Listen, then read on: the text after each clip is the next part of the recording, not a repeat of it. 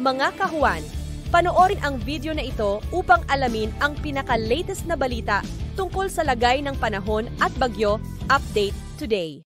Patuloy pa rin umiiral ang shearline o yung pagsasama ng mainit at malamig na hangin dito sa Southern Luzon at Visayas, kung saan ngayong araw ay magdadala pa rin ito ng mga pag-ulan dito sa malaking bahagi ng Southern Luzon at Visayas, maging sa ilang bahagi pa ng Mindanao. So patuloy pong pag-iingat para sa ating mga kababayan dyan sa banta ng mga pagbaha at pagguho ng lupa. Samantala, ang Northeast Monsoon o amihan naman ay nakakaapekto pa rin sa nalalabing bahagi ng Luzon, kung saan ngayong araw ay magdudulot pa rin ito ng malamig na panahon and also ng mga maulap na kalangitan na may mga kasamang pag-ulan sa malaking bahagi ng Northern at Central Luzon, kasama na din dyan ang Metro Manila. At kanina ang alas 2 ng madaling araw, yung low pressure area na minomonitor natin sa loob ng ating area of responsibility na si dating bagyong Kerubin ay nag-dissipate or nalusaw na at wala na itong epekto sa anumang bahagi ng ating bansa. Samantala, sa kasalukuyan naman ay meron tayong minomonitor pa na isang low pressure area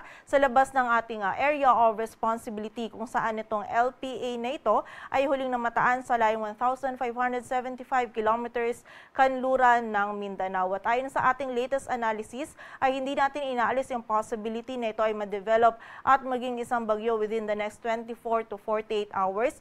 Ngunit nakikita po natin na posible itong gumilid lamang dito sa may power line, sa may kanluran ng Palawan, kung saan hindi po ito papasok sa loob ng ating area of responsibility. Ngunit sa kasalukuyan, yung trough or yung extension nitong LPA na ito is magdudulot ng mga pag-ulan dito sa kanlurang bahagi ng Mindanao. So pag-iingat po para sa ating mga kababayan dyan sa posibilidad ng mga pagbaha at pagguho ng lupa.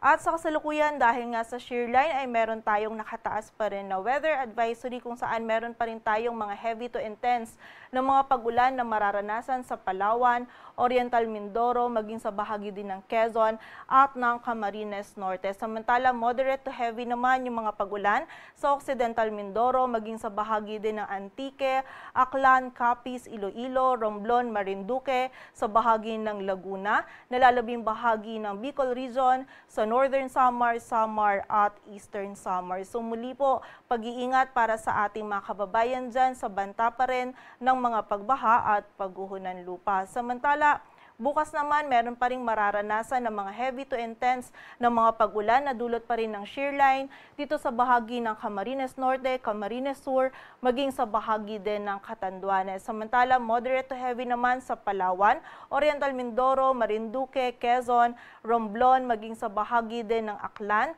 Capiz, nalalabing bahagi pa ng Bicol Region, Northern Samar, Samar at Eastern Samar. Samantala, by Monday naman ay meron pa rin po mga moderate to heavy na pag-ulan na mararanasan sa Oriental Mindoro, Marinduque, Quezon, Camarines Norte, Camarines Sur, maging sa bahagi ng Catanduanes, Albay, Sorsogon, Masbate at sa area din ng Northern Samar. So muli po ngayong araw hanggang sa mga susunod pang mga araw is patuloy pa rin makakaranas ng mga pag-ulan na dulot ng shearline, yung malaking bahagi ng Southern Luzon at yung area din po ng Eastern Visayas. So muli po, pag-iingat pa rin para sa ating mga kababayan sa banta ng mga pagbaha at pagguho ng lupa.